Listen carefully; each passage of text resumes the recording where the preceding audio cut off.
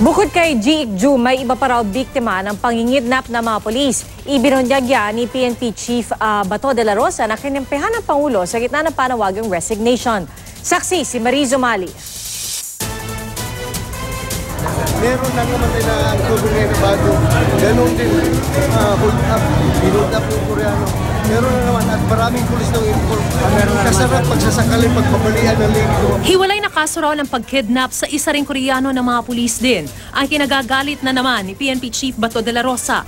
Binanggit niya yan kahapon sa mismong pagdiriwang ng kaniyang kaarawan kung kailan nakatabi niya ang kababayang taga Davao na si House Speaker Pantaleon Alvarez na nanawagang mag-resign siya para mailigtas sa kahihiyan ng Pangulo.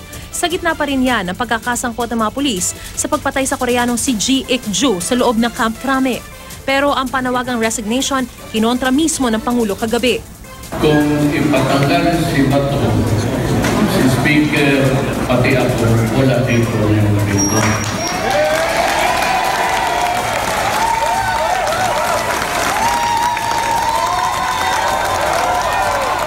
Tila nagbago na rin ang isip ni Alvarez na handa raw bigyan ng pangalawang pagkakataon ng PNP Chief. Sabi naman ng ibang kongresista, huwag na yung pakengkoy-kengkoy. Minsan hindi na po yata sineseryoso siya ngayon eh. Kung nakatatakot sa kanya yung kanyang mga opisyalis dyan sa Camp Crame, a few steps away from his office, doon pinatay eh. Yung Koreano, wala nang takot eh. May mga pumuna rin sa Pangulo. Dapat si Presidente hinay-hinay din sa kanyang pananalita.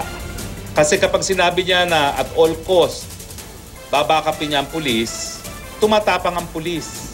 Pagbubulgar pa ni Kabayan Party List Representative Harry Roque, may kilala rin daw na negosyanteng hiningan din ng mahigit 1 milyong piso kapalit ng hindi pag-aresto kahit wala namang arrest warrant. Wala pang tugon ng Pangulo o Palasyo. Pero ang PNP Chief may babaguhin daw, lalo sa ganitong mga puna.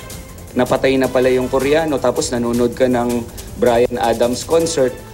Babawasan na raw niya ang pagdalo sa social events maliban sa basketball games.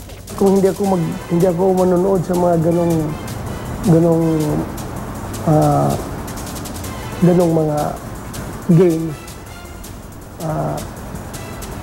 magiging more efficient ba ako? Magiging more effective ba ako sa aking trabaho? I don't think so. So anong ibig niyo sabihin? You will heed their advice? I will heed their advice. Bago nito, nabatikos na siya sa panonood ng laban ni Senador Manny Pacquiao ng libre.